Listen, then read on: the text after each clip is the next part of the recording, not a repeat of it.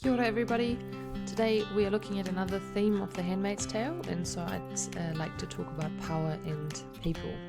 And so over the next few minutes I'm going to go over some elements of how power is created and how control basically is being exercised over people. And we see elements of that, quite strong elements and evidence of that in the Handmaid's Tale, but also you'll be able to recognize some of those patterns in your own lives, and you'll be able to observe those in New Zealand as such, but also in other countries and other political systems. And so as we look at that,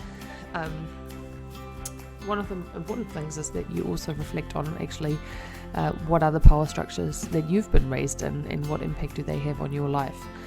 And so this is the first question. Why do you trust the school to help you be successful? Why do your parents and you put trust into people like your teachers, your deans, your aku teachers, the school leadership? Why do you trust the school as an institution with your academic success and also with your development, particularly your moral and psychological development to an extent as well, which is some of the things you learn in school. And so to begin with, everyone in school is a stranger to you. Why is it that you attend and your parents want you to attend? Like, where does that trust come from? Where does that trust into this institution come from? Perhaps ever think about that. I want to go over a few things like the power that sits within institutions and why we start giving or increasingly give power to others. We want to look at how that's represented in the novel, but also how people internalize power, and so how that basically becomes something that we are aware of internally and don't question anymore. And then we're just going to look at some final reflections on that nature of power. Michel Foucault was a French philosopher, if I remember that correctly. And so one of the things he said is that the individual was a product of power. And so we'll look at what he actually means by that. So he was a theorist on how power works, and so he explored that across lots of his works. He really was very interested in human behavior and how power structures shaped human behavior. When we look at that, Foucault argued that any modern society, the societies that we have developed, we've moved away from sort of an understanding that we've got communal or shared knowledge to an attitude that there are specialists who hold specialist knowledge. And so in that sense we've kind of siloed the knowledge into different areas, and so that means that the general public are more likely to actually want to ask specialists for their opinion and more likely to follow them rather than sort of relying on a collective knowledge of particular things. And so depending on what our approach is, we might ask specialists, and we are sort of have to trust them because we don't have the knowledge ourselves. And that can have advantages, but it can also have disadvantages, because who checks that the specialists are actually sharing the correct knowledge with you? So when you're thinking about it in the professional world, not your friends or family, who would you generally trust blindly, and why is it that you trust those people? There are a couple of examples we can probably all think of. One of them, or a couple of them, are doctors, lawyers, teachers, psychiatrists, police officers, firemen, those people. And so quite often we trust their judgment without questioning it. And so you wouldn't, or very few people would question their doctor's recommendations for a particular treatment and to deal with it. And so they doctors as such have got access to this knowledge because they're part of a particular discourse that we don't have access to. And so that means they have got access to specialist knowledge that is shared amongst the community of doctors or the community of teachers or the community of lawyers that the general public doesn't have access to. And therefore we make the assumption that those people have got more knowledge and we should therefore trust them. Now, another area of specialization, I guess, or another element of that is that we are in a time where there's mass specialization, and so we defer power to others just because we think they understand or have better access to the information in that particular field.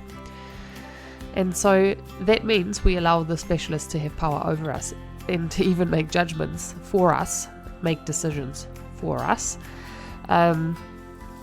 because we think or agree or have decided that we don't have that specialist knowledge. And so generally speaking, the intentions are that that's for the best. However, it doesn't always work in that way. And so there are a couple of dangers, or a few in fact, that we just want to be aware of as we're giving away all of that power.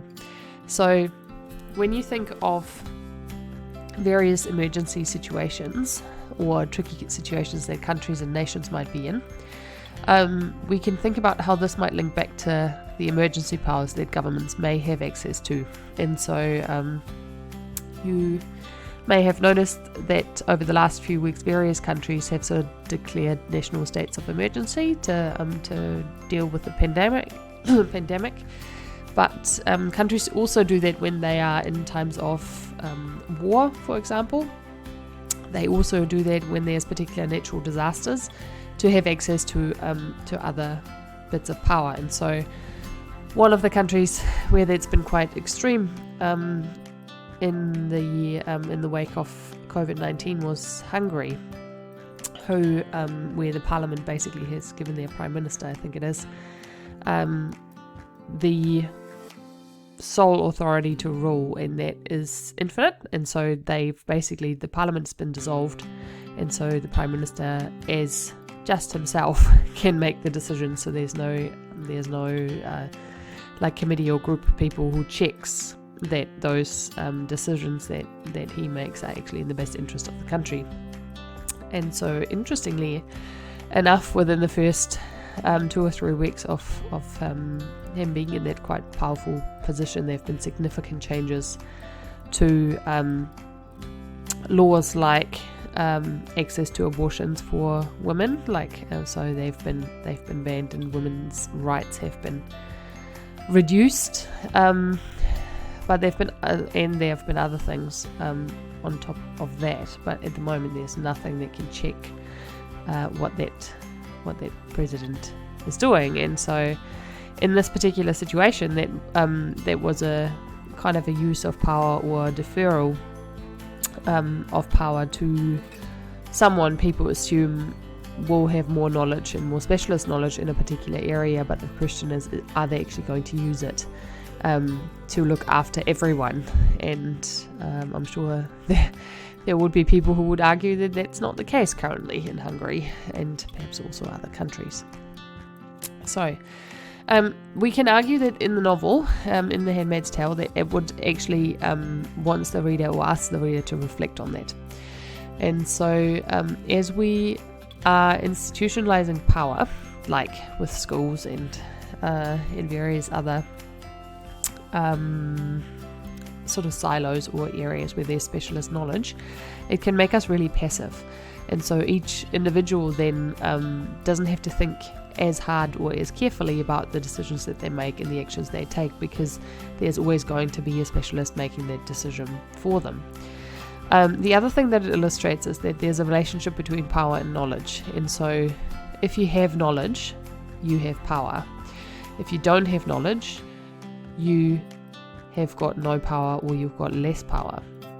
So it really clearly conveys that the more knowledge you have, the more likely you are to, one, feel empowered, but also the more likely you are to be in a position of power within the society that you are in. And again, you can think about our society here and think about who are the people in power, how much knowledge do they have, how much specialist knowledge do they have, and who's got the least power. Just skip that. So the panoptic power as sort of a like a model and experiment of some kind. So as you can see here in the middle, there's there's a tower, and then there's different cells that basically you can see into every single cell if you are in that tower here. But the people in those cells don't necessarily know whether you're watching them. So it's that possibility that you might be watched at any given time that makes this a really effective surveillance method. And so Foucault really thought about how power works, but also he was really interested in why is it that human beings simply behave.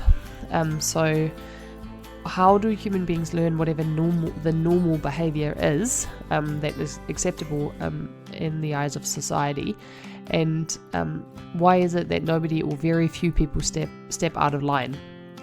And so one of the things that he theorized, I guess, was that we constantly feel watched, and we are more likely to behave well because we obviously don't want to fall out of favor with the rest of society, and to an extent all of us have got a desire to kind of fit in.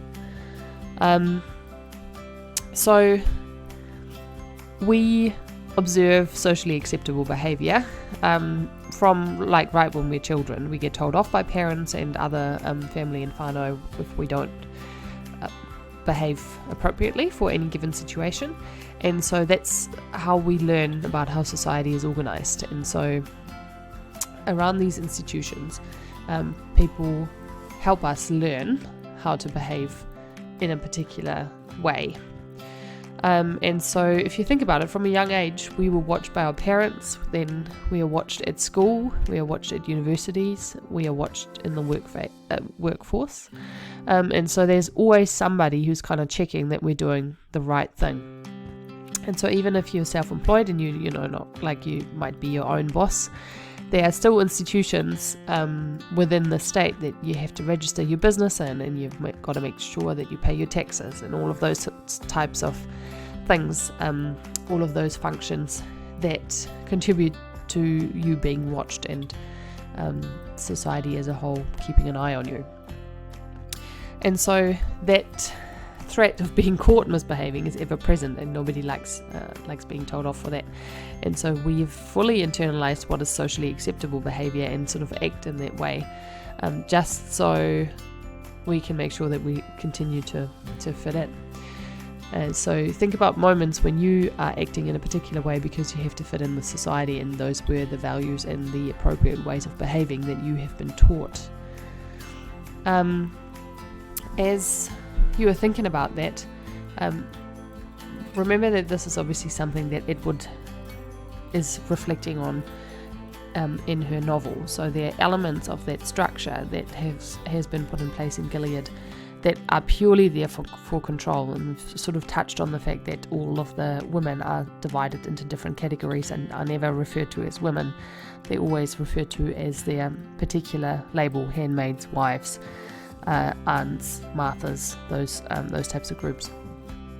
And it's very similar to men. They're also in different groups, categories, and there's socially acceptable behavior for each one of those groups, and you can't step out of that behavior expectation for your group, because there will be social repercussions for you.